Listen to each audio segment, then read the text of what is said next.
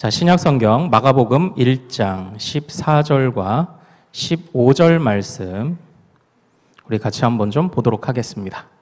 자, 우리 같이 한 목소리로 읽어보겠습니다. 자, 시작. 요한이 잡힌 후 예수께서 갈릴리에 오셔서 하나님의 복음을 전파하여 이르시되 때가 찼고 하나님의 나라가 가까이 왔으니 회개하고 복음을 믿으라 하시더라. 아멘. 아멘. 이렇게 되어 있죠. 자, 우리 오늘 우리 함께 읽은 이 말씀 통해서요, 하나님 나라가 가까이 왔느니라, 하나님 나라가 가까이 왔느니라 라는 제목으로 은혜를 같이 나누도록 하겠습니다. 어제 우리가 우리 기ром평 교수님의 강의를 잘 들으신 줄로 또 압니다. 그런데 제가요 영상을 어제 이제 다운받아서 편집해서 올렸거든요. 그런데 이 영상이 그 유튜브에서 영상을 삭제 처리를 했더라고요. 왜냐하면 동성애자들에 대해서 우리가 비난하는 발언을 했다는 이유로 영상이 내려간 거예요. 지금 시대가 이래요. 여러분들, 지금 시대가 이래요. 그래서 경고가 한 번 먹었고요. 제가 이의 신청을 해놨거든요. 이 경고가 제가 알기로 3번 되면 그 채널이 문이 닫혀요. 다시 되살릴 수 없어요. 그러니까 지금 이렇습니다. 이 관대함과 인권이라는 이름으로 우리가 어제 살펴봤던 것을 보면 오히려 차별금지법과 그 동성애에 관련한 법들을 통과시킴으로 역차별당하는 또 다른 인권이 무너지는 것들을 너무나도 많이 보지만, 그러나 그것들 생각 안 하고 마치 모든 것을 허용하는 것이 다 관대하고 사람들의 자유를 크게 만드는 것이 다 진짜 살기 좋은 세상을 만드는 것처럼 생각하는 이 삐뚤어진 생각들이, 오늘 아침에 제가 그래서 그거 밤새 편집하고요, 그거 파일 하나를 쫙 완성해 뽑아 놓으려면 이제 어젯밤에 늦게 그걸 걸어 놓고 가면은 한 3시간 걸려요. 제 컴퓨터 사양이 그래서 그런지 모르겠지만. 그런데 그 한 4시간의 수고가요, 다 물거품이 돼버렸어요. 그러니까 이게 요즘 시대가 이렇습니다. 그러니까 우리가 얼마나 또 정신을 바짝 차려야 하는지를 또 보게 되죠.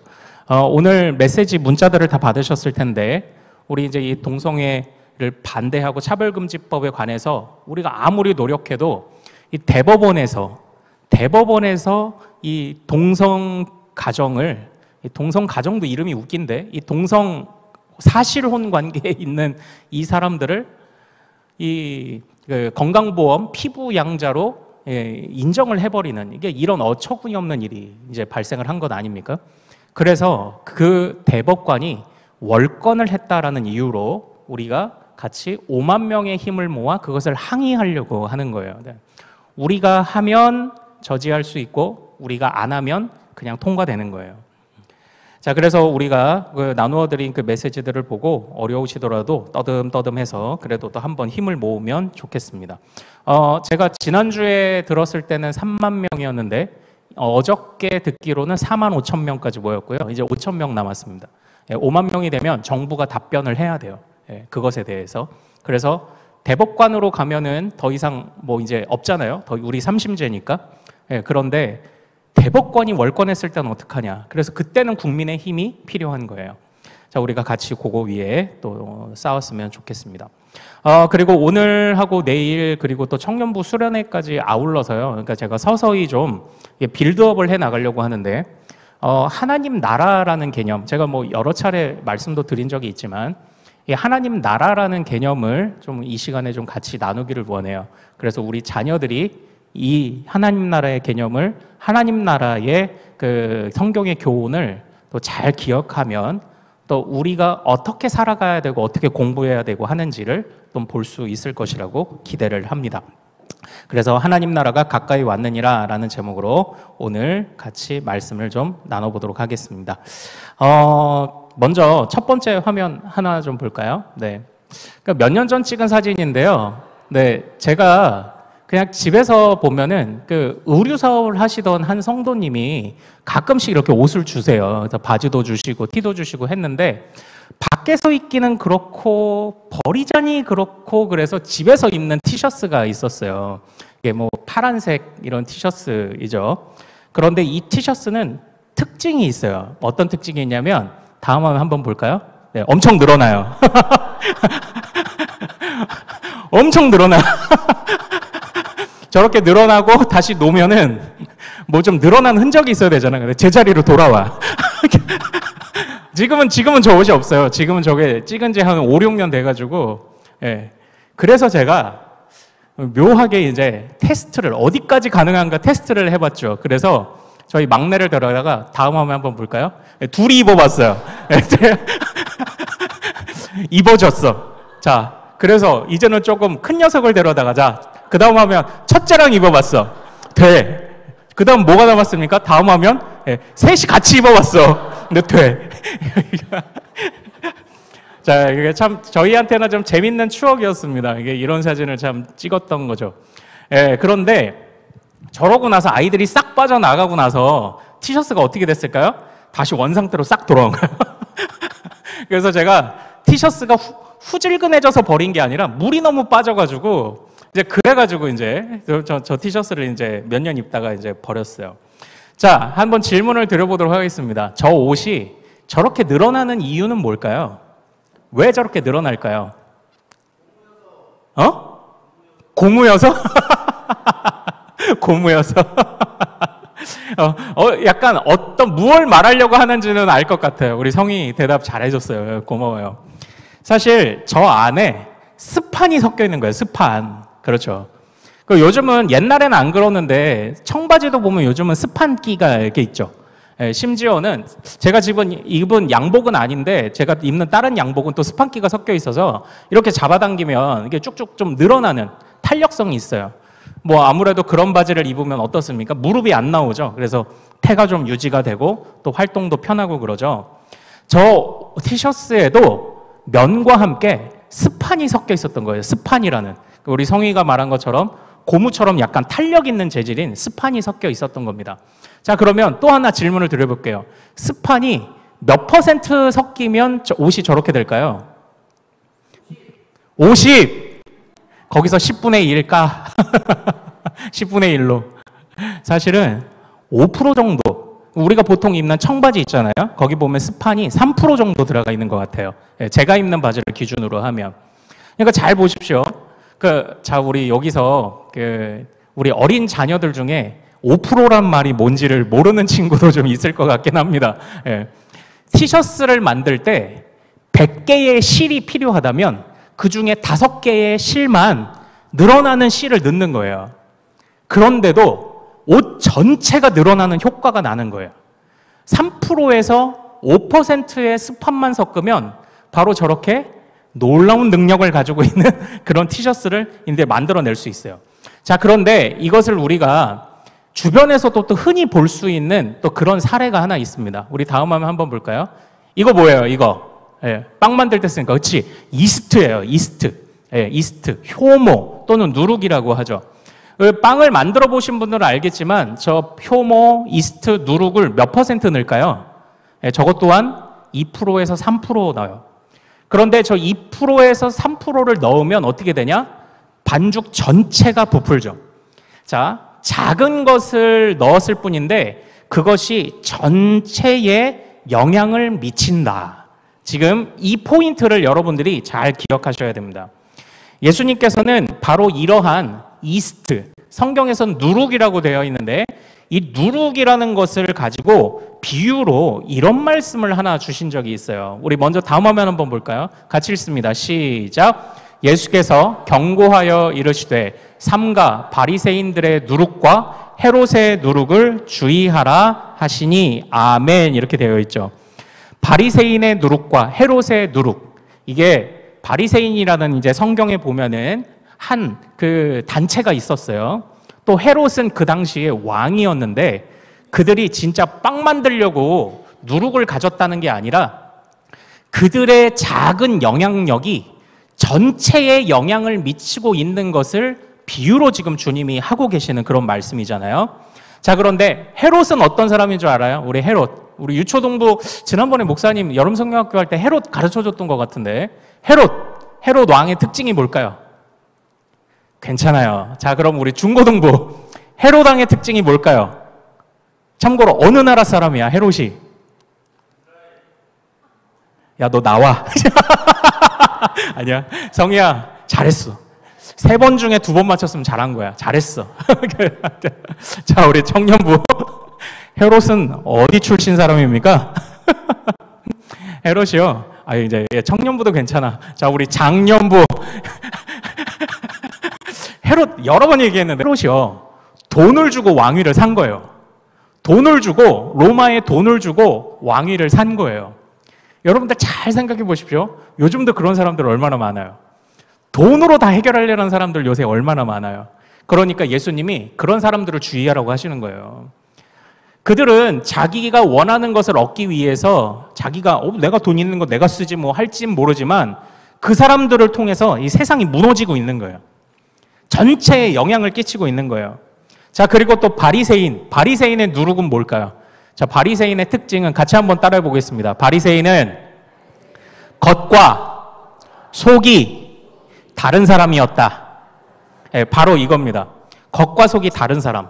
그래서요, 얼마나 이 바리새인이라는 사람들이 못됐냐면, 이 바리새인은 어떻게 보면 하나님을 섬기는데 굉장히 열심히 있었어요. 그래서 예배를 드리는 날만 되면 아무것도 하지 마, 예배만 드려, 막 이래요.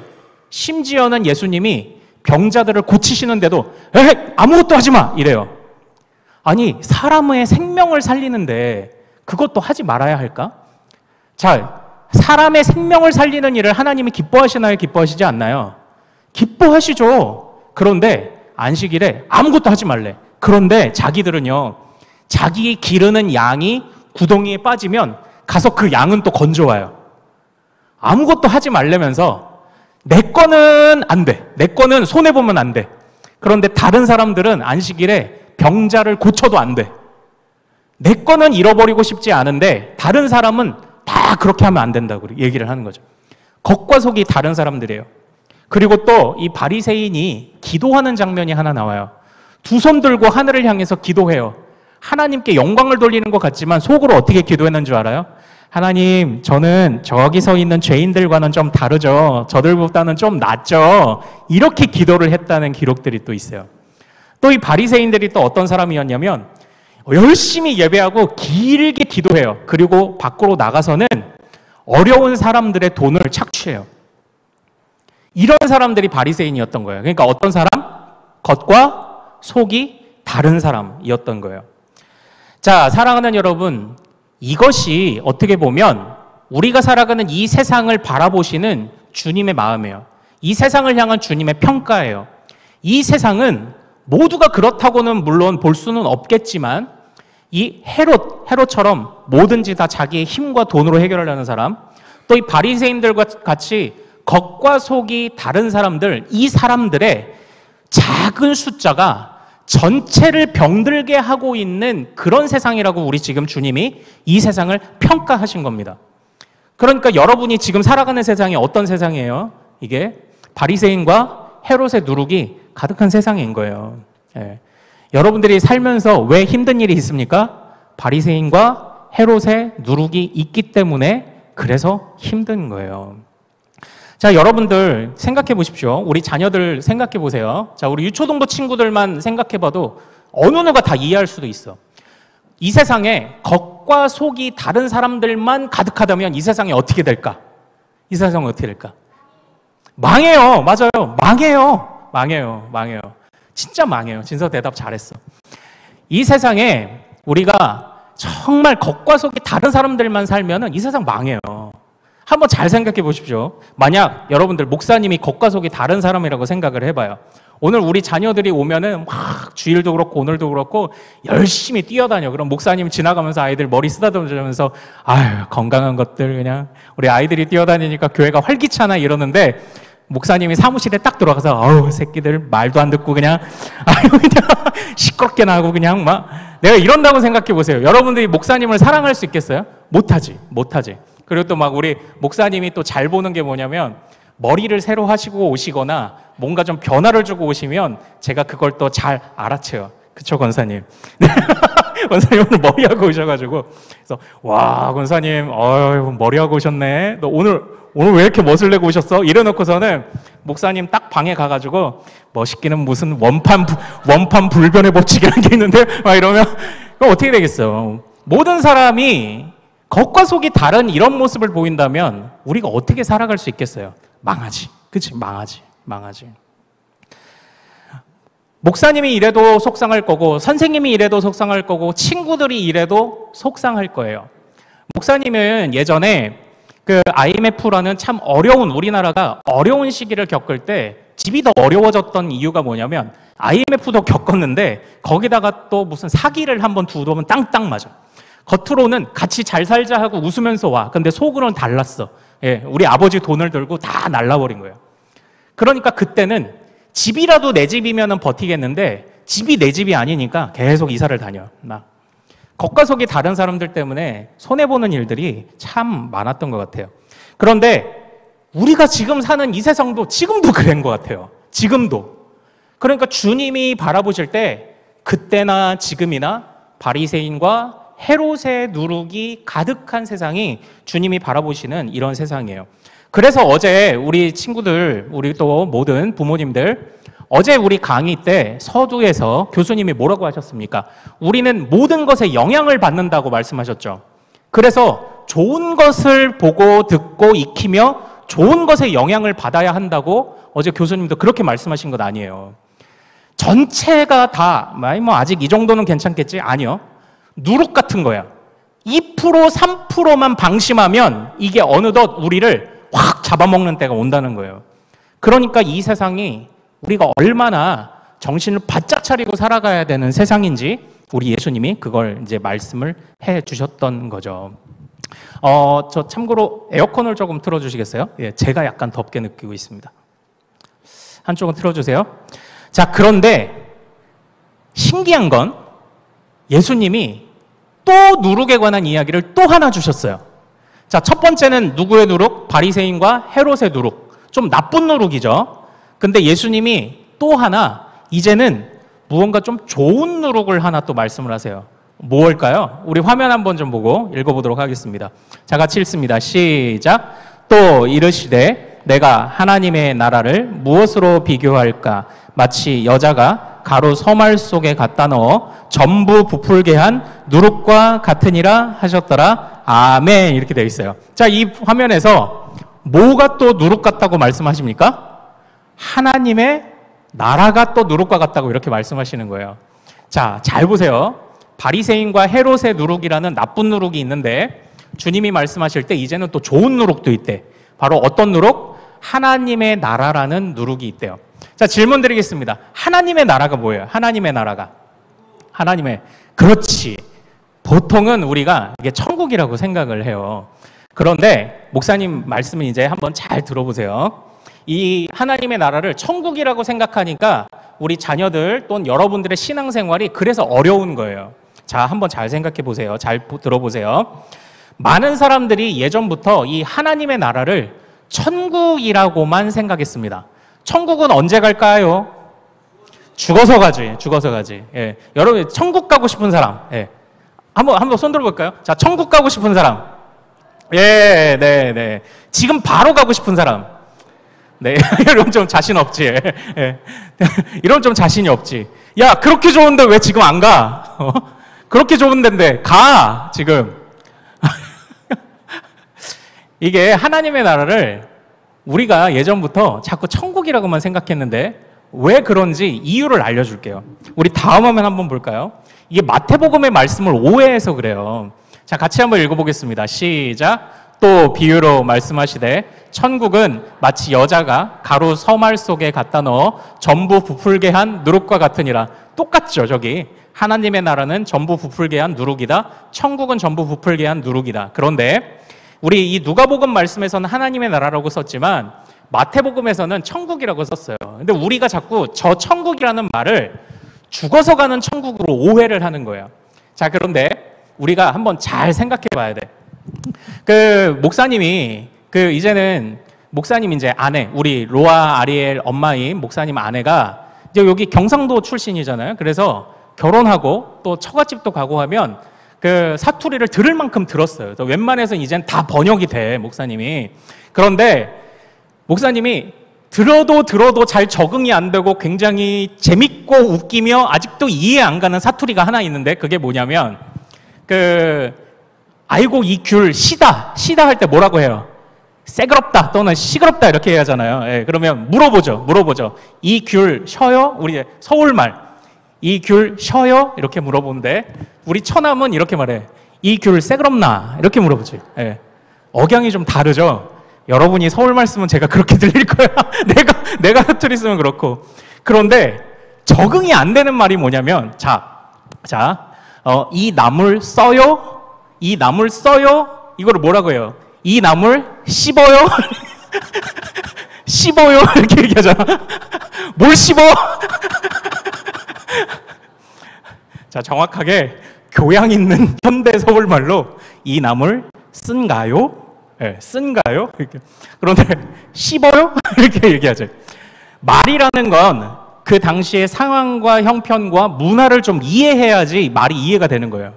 그러니까 누가 나한테 내가 이 경상도적 배경이 있었기에 망정이지 내가 경상도적 배경이 아예 없는데 이 나물 씹어요? 그럼 그냥 삼킬래? 내가 이렇게 얘기하지. 씹어먹지 그럼 그냥 삼켜? 이 질긴 걸? 이렇게 얘기할 거 아니에요. 말이라는 건 그 당시 상황과 문화를 배경으로 이해해야 돼. 이 마태복음은 유대인들에게 이스라엘 사람들을 위해서 기록된 거예요. 그런데 이스라엘 사람들은 특징이 하나 있었어. 하나님을 하나님이라고 못 불러. 왜냐하면 십계명에 하나님의 이름을 망령되게 일컫지 말라라는 계명이 있다고 해서 하나님을 하나님 이렇게 안 불러요. 우리처럼. 뭐라고 부르냐면 약간 돌려서 불러요. 별명처럼. 주님 이렇게 불렀어요. 그래서 성경에 보면 성경에 여호와라는 단어가 나와도 성경을 읽다가 여호와라고 안 읽고 주님이라는 뜻의 아도나이 이렇게 읽었어요. 네. 그래서 하나님의 나라를 하나님이라는 말이 들어가면 그것대로 못 읽어. 그래서 하나님의 나라를 뭐라고 했냐면 주님의 나라. 그리고 또 하나님이 하늘에 계시다. 이게 그러니까 뭐 우주선을 타고 갔는데 여기는 하나님이 안 계시다. 이런 하늘 말고 초월해서 계신 우리 하나님을 생각하며 그래서 하나님의 나라를 하늘나라 이렇게 표현을 했던 거예요. 예. 왜 우리도 왜 옛날에도 우리 뭐 미신에도 보면은 이런 높으신 절대자를 하늘님 이렇게 표현하는 것처럼 바로 이 유대인들은 하나님의 나라를 하나님이라고 못 부르고 주의 나라 하늘나라라고 불렀던 거예요. 저 하늘나라를 그대로 한자어로 번역을 하니까 이게 그래서 천국이 된 거야.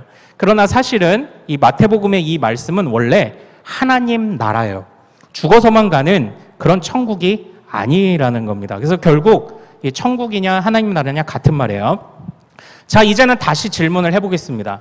하나님 나라는 무엇일까요? 이제는 천국이요 이렇게 말하면 안 돼. 왜냐하면 대부분 우리는 죽어서 가는 천국을 의미하잖아요.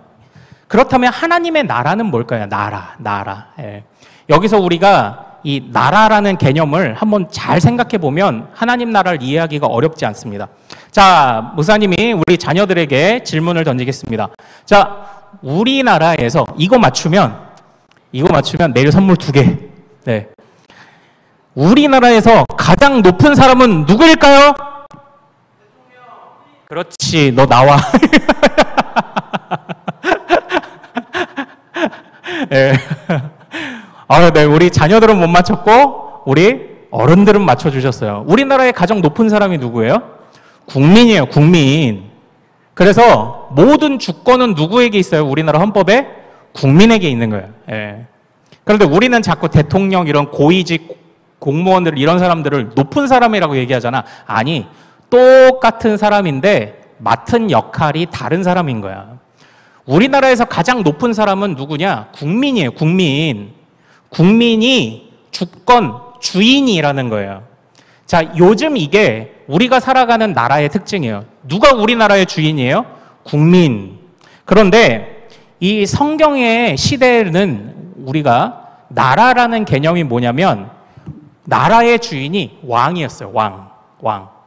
오늘날은 이제 뭐 민주화다 그래서 우리가 국민이 나라의 주인이지만 옛날에는 나라의 주인이 누구였다? 왕이었던 거예요. 왕.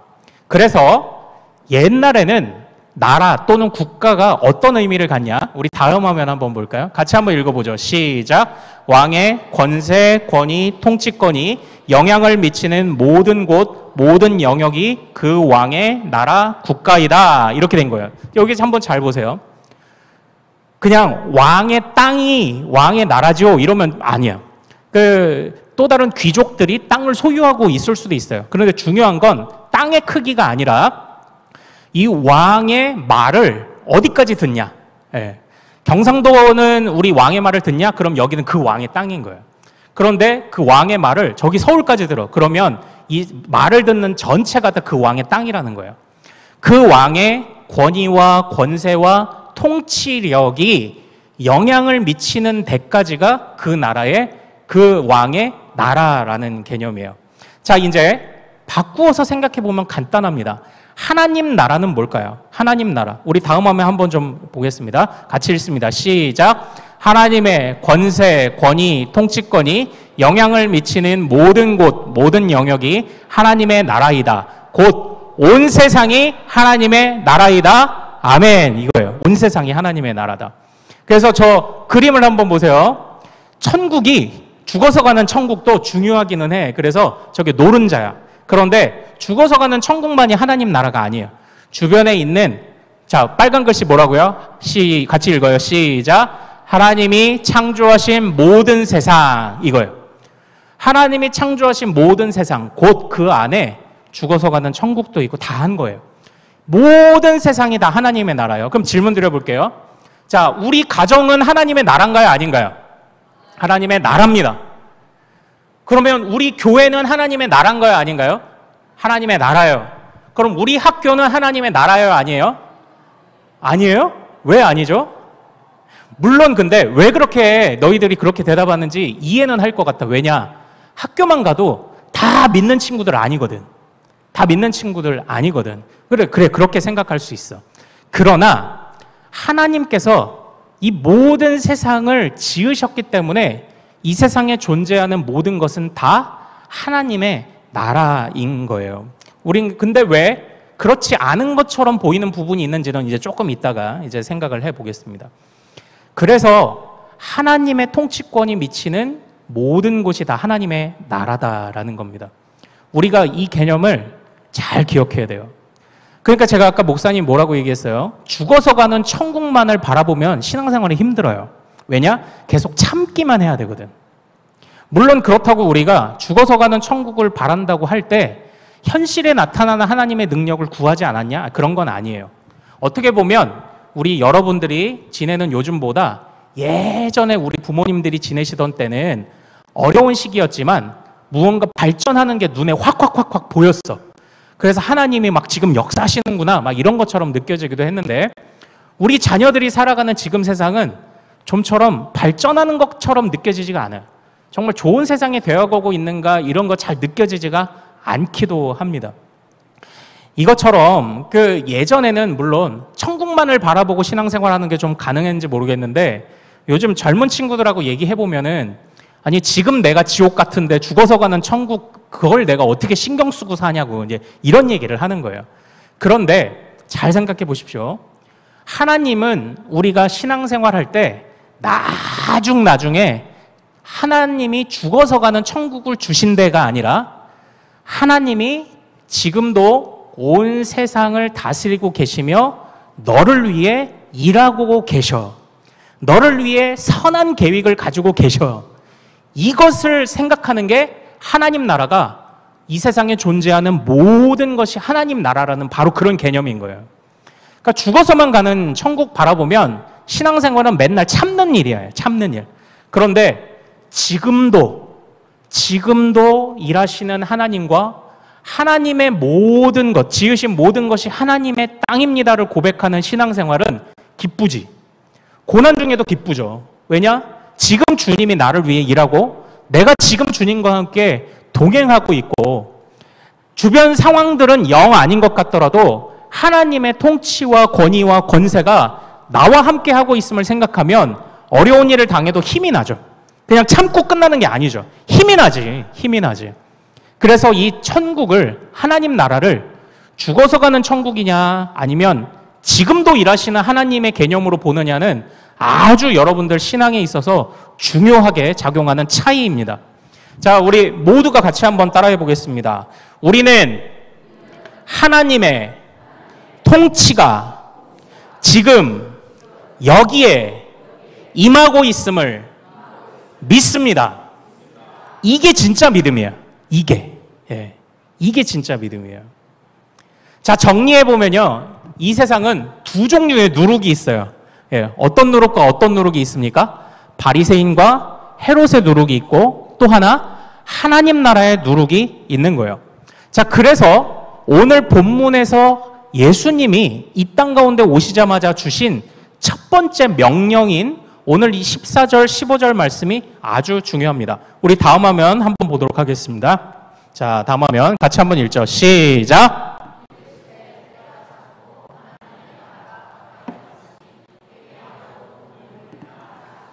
아멘, 아멘 이렇게 되어 있어요. 예수님이 이 세상을 향해서 주신 첫 번째 명령은 얼마나 이게 이 참 중요한 명령이겠어요. 첫 번째 명령. 그러니까 우리가 말하자면은 진짜 뭐 대통령이나 누가 이렇게 취임을 하면은 취임사를 하잖아요. 그 첫 번째 취임사에 무슨 말을 하는지가 왜 중요하냐면 앞으로 이 사람이 어떻게 일을 하고 어떻게 활약을 할지 방향성을 보여주는 거예요. 그런데 우리 주님이 뭐라고 하셨습니까? 때가 찼고 하나님의 나라가 가까이 왔으니 회개하고 복음을 믿어라.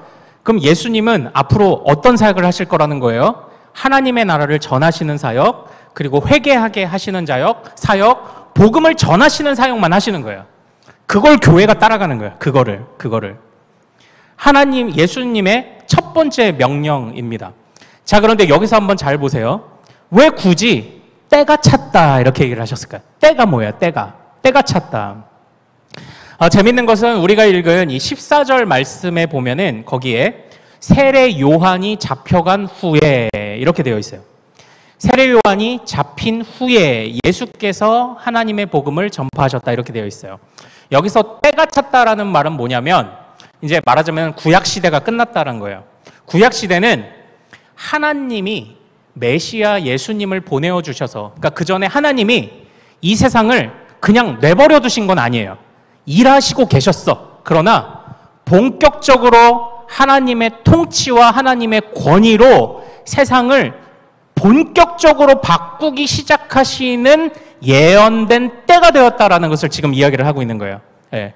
그게 누가 오심으로부터 바로 이 본격적인 때가 시작됐다? 예수 그리스도가 오심으로부터 바로 시작된 거예요. 자, 그래서 보십시오.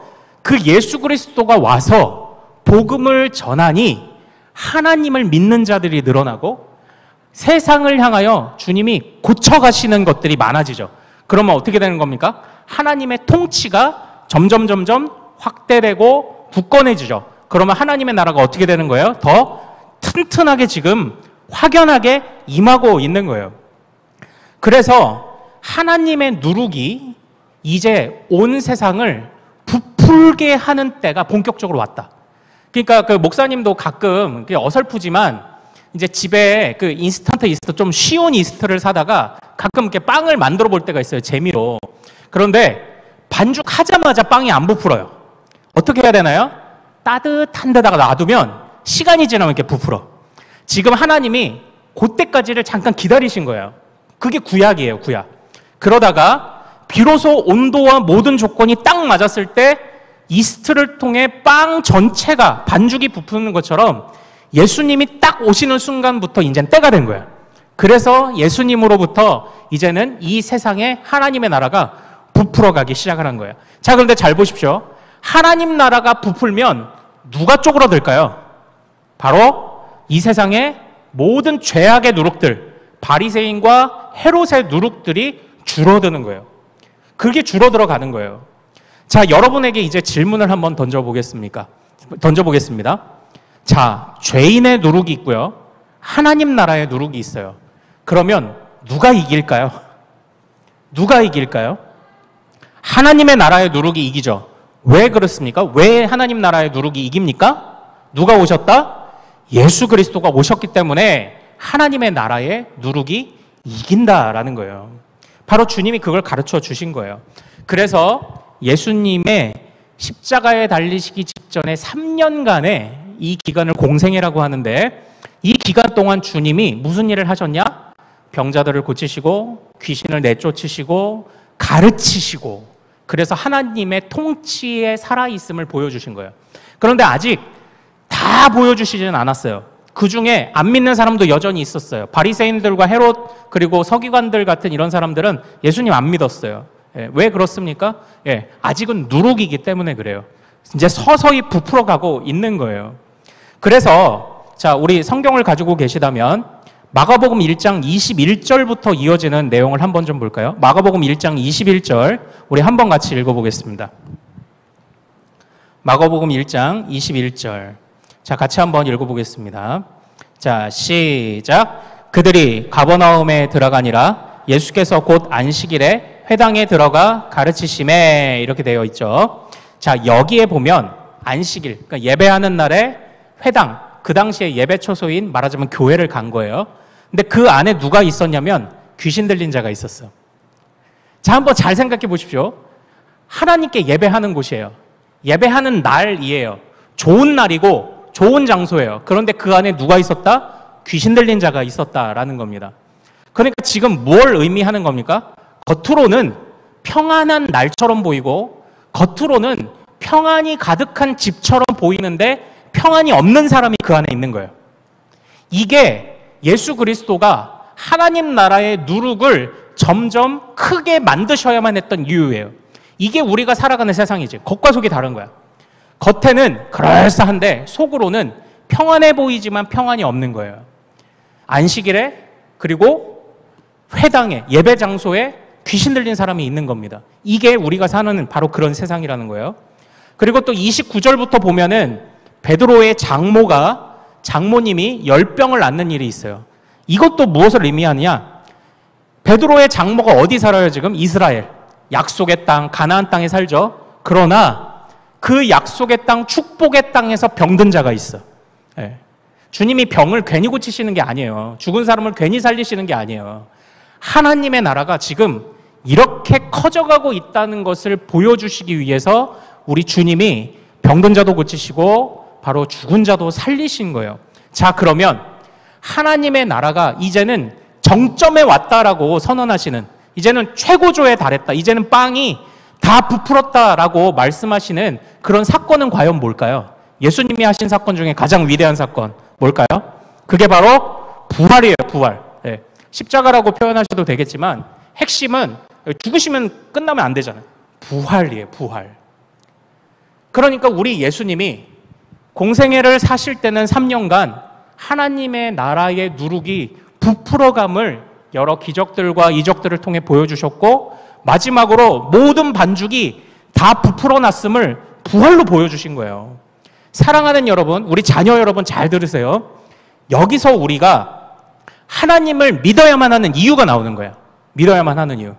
여러분들은 교회 왜 다닙니까? 네. 목사님은 항상 염려되는 답이 있어요. 엄마가 가래서요. 이러면 제일 걱정되고 염려돼요. 언젠가는 너희들이 엄마 말을 안 들을 때가 오잖아요. 언젠가는 너희가 이렇게 크면 엄마 말, 아빠 말이 안 들리는 때가 오잖아요. 그때에 너희가 신앙생활을 해야 되는 이유를 분명히 가지고 있지 않으면 엄마 말, 아빠 말이 귀에 안 들릴 거예요. 그런데 우리는 왜 신앙생활을 해야 되나요? 자, 같이 한번 따라해 보겠습니다. 우리가 믿음을 지켜야 하는 이유는 하나님 나라의 누룩이 부풀었기 때문이다. 바로 그거예요. 하나님 나라의 누룩이 예수 그리스도의 모든 고치시는 사역과 부활이라는 사역을 통해서 이 나라를 가득 채웠기 때문이에요. 그러나 하나 특징이 있어요. 이게 잘 안 보여. 이게 잘 안 보여요. 그래서 믿음이 필요한 거예요. 그래서 믿음이 필요한 거예요. 믿음은 나 하나님 믿어 이게 아니에요. 하나님이 지금도 일하심을 믿습니다. 이거예요. 자, 같이 한번 따라해 보죠. 하나님이 지금도 일하심을 믿습니다. 나를 위해, 학교를 위해, 교회를 위해, 가정을 위해 일하심을 믿습니다. 할렐루야. 이거예요, 이거. 이걸 기억하는 게 하나님 나라를 살아가는 백성 되는 거예요. 이게 믿음 생활인 거지. 예. 아직 잘 보이지 않을 수도 있어요. 아니면 더 부푸는 중일 수도 있어요. 하지만 여러분들 절대 잊지 마십시오. 2%, 3%만 있어도 그게 전체에 영향력을 미쳐요. 하나님의 나라는 근데 2%, 3%의 수준이 아니야. 예수님의 부활을 통해서 거의 왔어. 거의 다 부풀었어. 그런데 믿음의 눈을 가져야만 이게 보이는 거예요. 그래서 우리 여러분들이, 우리 자녀들이 뿐만 아니라 우리 부모님들도 일평생 이 믿음을 굳건히 지켜가시기를 소망합니다. 이 믿음을 일평생 지키지 못하면 하나님의 통치와 지금도 역사하심이 안 보이는 거예요. 그러니까 자꾸 신앙생활이 힘들던지 아니면 신앙생활을 포기하는 거죠. 내가 이거 믿어 뭐해? 이렇게 되는 거죠. 그러나 분명히 기억하십시오. 이 땅에 있는 바리새인과 헤롯의 죄인의 누룩은 그게 좀 영향력을 미치는 것 같죠. 돈 주고 왕권도 사요. 그리고 나름대로 높은 자리도 올라가는 것 같지? 자, 그런데 바리새인들과 헤롯으로 대표되는 죄인의 누룩은 예수 그리스도의 누룩으로 다 덮어졌어요. 다 망했어. 그건 다 이미 망했어. 여러분들은 앞으로 유망하고 전망이 좋은 직업도 갖기를 원하고 혹시라도 주식 투자를 한다면 상승세에 있는 종목에 여러분들이 투자를 하려고 할 거예요. 그런데 이 세상의 누룩은 어떻다? 상승세예요? 하락세예요? 하락세라는 것을 우리 성경이 보여주고 있는 거예요. 그리고 우리 부모님들은 바로 그것을 자녀들에게 가르쳐줘야 되는 거예요. 지금은 누가 상승세예요? 하나님의 누룩이 상승세지예요. 이걸 보여줘야지 신앙교육인데 우리 부모님들도 우리 자녀들에게 적당히 이 세상 편승해서 살아가라고 말하는 그런 걸로는 우리는 이 하락세를 피할 수 없어요. 지금 누가 어떤 누룩이 지금 승리하여 부풀고 있는지를 왜 못 보느냐고요. 그냥 예수님이 부활하신 거는 그냥 내가 죽으면 천국 가겠다는 그냥 징표만 되는 거예요? 아니에요. 그 주님이 하늘과 땅의 권세를 우리에게 지금 주셨잖아요. 나중에 줘요? 지금 줘요? 지금 줬잖아요. 그 권세를 못 써먹고 있잖아요. 우리가. 자, 우리 자녀들 목사님 말씀 잘 이해하고 있는지를 또 모르겠습니다. 그래서 자, 죄인의 누룩은 겉과 속이 다른 사람인 거예요. 돈으로만 다 해결하려고 그런 사람들이에요. 그런 사람들이 되면 어떻게 한다? 망하지. 그러나 하나님의 누룩은 어떤 누룩입니까? 고치시는 누룩이죠. 살리시는 누룩이죠. 그러므로 우리가 하나님 나라가 하나님이 나를 통해 나를 위해 하나님의 권세와 권위와 능력을 행하고 계시며 행하길 원하신다는 사실을 믿고 그렇게 우리가 살아가는 거예요. 그렇게 살아가는 겁니다. 자, 그래서요, 사도 바울 선생님은요, 항상 우리 마음속에 우리가 선택의 기로에 놓여 있는 것처럼 그렇게 말씀을 하셨어요. 그래서 어떤 말씀을 하셨냐면, 자, 우리 다음 화면 한번 볼까요? 같이 읽어보겠습니다. 시작. 그러나 무엇이든지 내게 유익하던 것을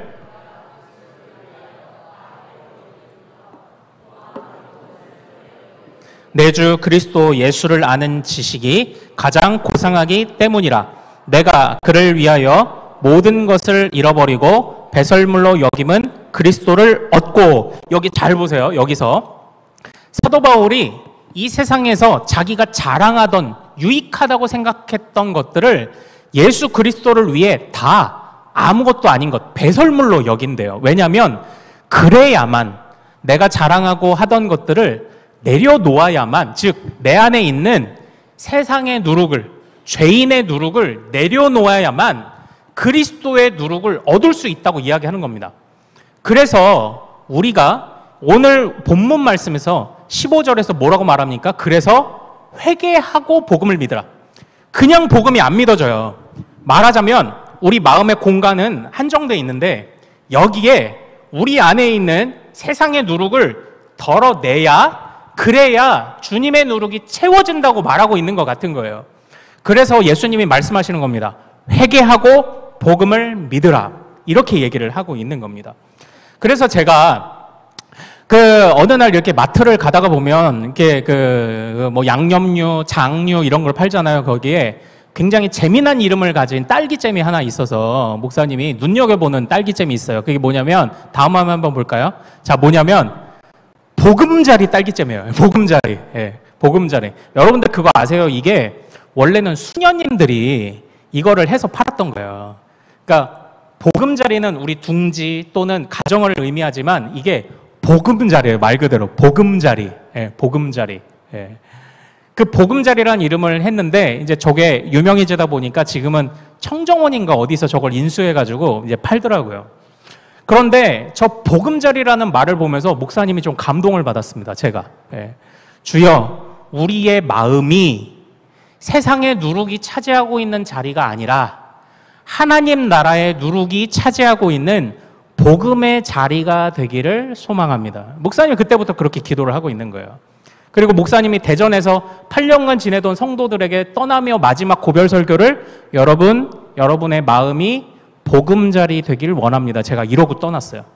그런데 그들에게만 이 메시지가 필요한 게 아닙니다. 우리 큰숲교회 성도들과 자녀들에게도 이 메시지가 필요한 거예요. 같이 한번 따라해 봅시다. 주여, 나의 마음이 복음의 자리 되기를 소망합니다. 이것을 위해 항상 기도하십시오. 그러려면 죄인의 누룩이 빠져나가고 복음의 누룩, 하나님의 나라의 누룩이 우리 안에 들어야 돼요. 어떻게 그런 일이 가능합니까? 예수 그리스도가 그 일을 하시는 거예요. 부풀게 하시는 거예요. 예수 그리스도를 잘 알고 신뢰하며 따라가는 것. 그리고 잘 보이진 않지만, 눈에 보이진 않지만 그 2, 3%만으로도 영향력을 줄 수 있는 하나님의 나라의 능력을 신뢰하고 따라가는 것.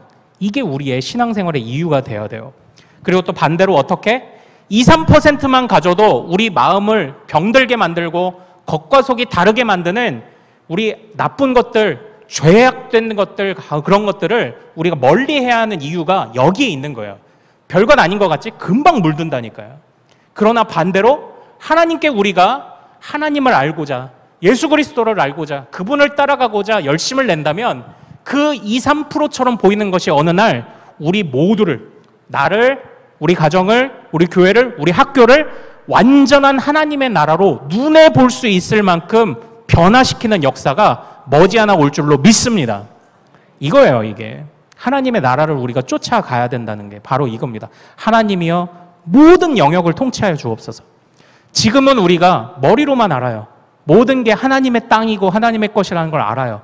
그러나 머지않아 부풀어서 하나님이 살아계심을 모든 영역에서 보이게 하실 줄 믿습니다. 자, 그래서요, 이 세상의 것을 미워하라는 게요, 여러분들 공부하지 말라는 게 아니에요. 세상의 것, 이 학교의 것, 이걸 버려, 그러라는 얘기가 아닙니다. 우리 자녀들. 그래서 제가 여러분들에게 부탁합니다. 여러분들이 정말 너무 이제 그 잔꾀만 가득한 세상 속에 정말 정직하게 얻는 결과들이 무엇인지 여러분들 학교에서든 직장에서든 그걸 보여주시기를 소망합니다. 정직하게 얻는 결과, 열심히 공부하고 열심히 일하고 일단은 그 속에서 겉과 속이 다른 사람들 속에서 정직이 무엇인지 올바른 것이 무엇인지를 일단 보여줘. 막 대놓고 가서 여러분들 막 다 예수 믿게 하고 당장 그러라는 건 아닙니다. 일단 여러분의 학교와 가정과 교회 어디든 여러분이 가는 곳에서 여러분이 최선을 다해서 열심히 공부를 하세요. 예. 그것도 하나님의 나라를 의지하며 하나님의 누룩을 신뢰하며 사는 삶이에요. 얼마 전에 어떤 뭐 드라마라고 해야 될지 영화에서요 나왔던 한 대사가 유명하더라고요. 김구 선생님이 그런 말씀을 하셨다고 합니다. 김구 선생님이, 독립운동가 김구 선생님이 밤새 고문을 당한 거예요. 밤새 고문을 당하고 나서 아침에 무슨 생각을 하셨을까요? 밤새 고문을 당해. 막 때리고, 막 살을 찢고, 손톱을 뽑고, 바늘로 찌르고, 이걸 밤새 당했어. 그럼 아침에 무슨 생각이 들까요? 아, 나라의 독립이고 뭐고 다 포기하고 싶다. 이런 생각이 들었을까요? 아니요. 우리 김구 선생님이 이렇게 말씀하셨을 때요. 야, 저렇게 밤새 고문하는 일본 경찰을 보니 나는 더 열심히 독립운동을 해야 되겠다. 이렇게 생각을 하셨대요. 그러니까 보세요. 일본 경찰도 밤새 고문하느라고 얼마나 애를 써. 그런데 좋은 방향으로 애를 쓴 게 아닌 거죠. 예. 그런데 야, 저 사람도 저렇게 열심히 사는데 못된 일을 위해서도 저렇게 열심히 사는데 나는 올바른 일을 위해서 더 열심히 살아야 되겠다. 이렇게 얘기를 했다는 거예요. 물론 이게 영화 대사라서 제가 사실은 이 말이 실제 있는지 지금 백범일지를 읽고 있어요. 그런데 아직까지는 못 찾았어. 찾으면 말씀드릴게요. 예. 그런데 이제 영화에서 뭐 허투루 인용하진 않았겠죠. 아니면 뭐 지어낸 말이라고 해도 우리 독립운동 하시는 선생님들은 그래도 그 중에 상당수가 또 기독교인이었잖아요. 그런데 그분들은 아마 그런 마음을 가졌을 거라고 생각합니다. 아니, 못된 일을 위해서도, 세상의 누룩을 위해서도 저렇게 열심히 살아가는데 하나님 나라의 누룩을 신뢰하는 사람들이 왜 우리가 게으르게 살아? 열심히 살아야지. 여러분들 너희들 공부 진짜 열심히 해야 된다. 예? 열심히 했는데 뭐 꼴찌하고 중간 가고 그러면 어쩔 수 없지. 그거는 그냥 너의 그냥 능력인 거겠지. 그러나 하나님이 공부가 어디 책상에 앉아 하는 공부만 있니? 예? 이 세상에 공부가 얼마나 많은데. 빵 만드는 건 공부 아니야? 공부지. 너희들이 좋아하고 잘하는 공부가 다 있어. 그걸 발견하는 게 어려운 거지. 목사님이 그 공부를 제대로 안 하니까 그냥 뭐 대충 그까이 거 그냥 밀가루 그냥 팍 넣고 소금 팍 넣고 이스트 넣으면 빵 되겠지? 안 부풀어. 그래서 만들기는 빵을 만들려고 했지만 수제비를 떼는 경우가 몇 번 있었어. 예. 안 부풀어. 그것도 공부하지 않으면 빵도 못 만드는 거야. 그 간단한 빵도. 근데 여러분들이 좋아하는 공부를 찾으면 되지. 그런데 뭐든지 찾았으면 열심히 하세요. 진짜 열심히 해요. 예. 왜냐하면 여러분들은 세상에 죄악된 누룩을 게을렀는데 성공하면 그것도 이상한 거 아니에요? 그지? 여러분들은 정말 열심히 공부해서 게으른 누룩이 승리하는 걸 보여주면 안 돼. 예. 여러분들은 정직하고 노력하는 누룩이 승리한다는 걸 보여줘야지. 그러나 그것만으로는 또 부족하다. 정말 하나님이 우리의 마음속에 있는 이 미련한 누룩들을 몰아내 주셔야, 주님이 은혜를 주셔야, 내가 주님을 믿어야 내가 진짜 하나님 나라의 통치를, 하나님의 고치심을 누리는구나. 이제 여기까지 우리는 성장해 가기를 소망합니다. 그러니까 우리 자녀들은요, 열심히 공부하세요. 열심히 직장에서 일하십시오. 열심히 또 신앙생활 하십시오. 그게 하나님의 누룩을 따라가는 길인 줄로 믿습니다. 제가 이제 마지막 말씀만 드리도록 할게요. 그 어느 미인 대회가 있었는데 이제 마지막 후보가 4명이 남은 거예요. 4명이 남았는데 이제 마지막 질문이 나온 거예요. 미인 대회가 어떻게 보면 이 사람도 이쁘고 저 사람도 이쁘고 다 그렇잖아요. 이제 다들 이제 쌤쌤이라 이게 생긴 거나 이런 걸로는 비슷한 점수를 받았다면 그 다음에는 나름 지혜, 지식을 가지고도 가산점을 준다고 그래요. 근데 마지막 질문이 뭐였냐면은 이런 질문을 했습니다. 어떻게 하면 이 세상을 밝은 세상으로 만들 수 있을까요? 좋은 세상으로 만들 수 있을까요? 이렇게 질문했어요. 첫 번째 그 후보가 딱 나와서 항상 그렇듯이 우리는 기후 문제에 관심을 가져야 합니다. 지구 온난화를 해결해야 합니다. 이렇게 얘기를 한 거예요. 두 번째 후보가 나왔어. 비슷한 얘기를 했습니다. 우리는 환경 문제에 관심을 가져야 합니다. 우리의 환경은 후손들에게 물려받은, 후손들에게 빌려온 것입니다. 뭐 이런 얘기를 했어요. 그냥 좋은 얘기는 다 했죠. 또 마지막에 이제 세 번째 나온 후보는 우리는 탄소 배출을 줄여야 합니다. 이제 뭐 이런 얘기를 결국 한 거예요.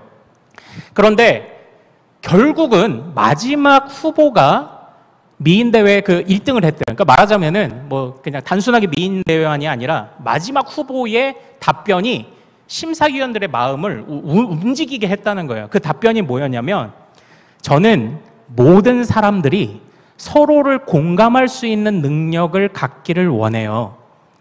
환경 문제도, 기후 문제도, 탄소 문제도 나의 일이 아니라고 생각하면 사람들은 관심을 두지 않거든요. 그러나 저 사람의 마음을 내가 이해할 수 있다면, 공감 능력이 생기면 이 세상은 좋은 세상이 될 거예요. 이렇게 대답을 해서 그 지혜를 높이 평가해서 그 후보가 1등을 했다라는 거예요. 지혜가 높이 평가받았다는 거예요. 그래서 사랑하는 여러분, 여기서 한번 잘 생각해 보십시오. 우리가 사는 세상은요, 문제의 지적은 잘해. 문제점은 잘 찾아내. 근데 사실은 어떻게 해결해야 될지 모르지. 물론 여러 가지 법도 만들고 해서 탄소 배출도 하지 말아라, 기후도 하지 말아라 그러는데, 아니 그 법을 교묘하게 피해서 이 바다에다가 그물이든 쓰레기든 버리는 사람 천지 널렸고, 아무리 법을 해도 법을 빠져나가는 사람은 교묘하게 너무 많아요.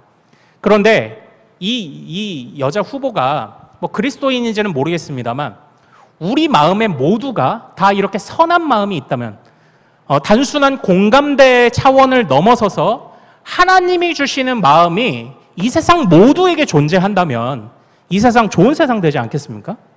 좋은 세상 되지 않겠냐고요. 여러분은 바로 이 일을 위해서 여러분이 직업을 찾고 성장하고 비전을 봐야 돼. 여러분이.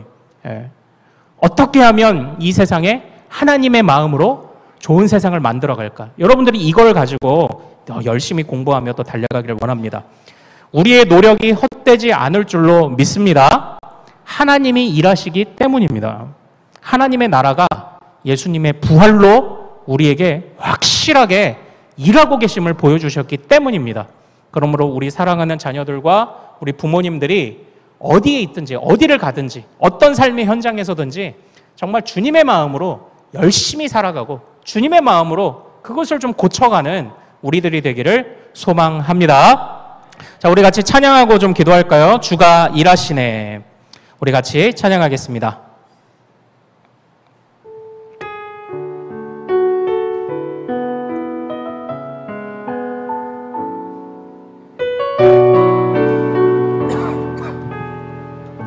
날이 저물어 갈 때, 날이 저물어 갈 때, 빈들에서 걸을 때, 그때가 하나님의 때. 내 힘으로 안 될 때, 내 힘으로 안 될 때, 빈손으로 걸을 때, 내가 고백해 여호와 이래. 다시 한번 찬양하죠. 날이 저물어 갈 때, 날이 저물어 갈 때, 빈들에서 걸을 때, 그때가 하나님의 때. 내 힘으로 안 될 때, 내 힘으로 안 될 때, 빈손으로 걸을 때, 내가 고백해 여호와 이래. 주가 일하시네.